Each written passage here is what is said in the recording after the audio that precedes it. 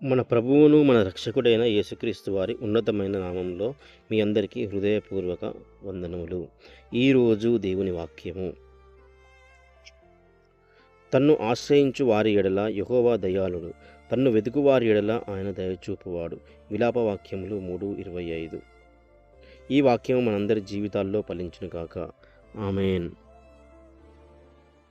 ప్రార్థన. సర్వోన్నతుడా, సర్వాధికారి అయిన దేవా, నీ పరిశుద్ధ నామానికి వందనాలు. ప్రభువా, ఈ ప్రపంచమంతటి కొరకు ప్రార్థిస్తున్నాం. నాయకులందరికీ జ్ఞానాన్ని, ప్రజలందరికీ శాంతిని ప్రసాదించండి. భూదిగంనివాసులందరూ నీ రక్షణను చూసేలా, మీ ప్రేమను, వాక్యాన్ని తెలుసుకునేలా చేయండి.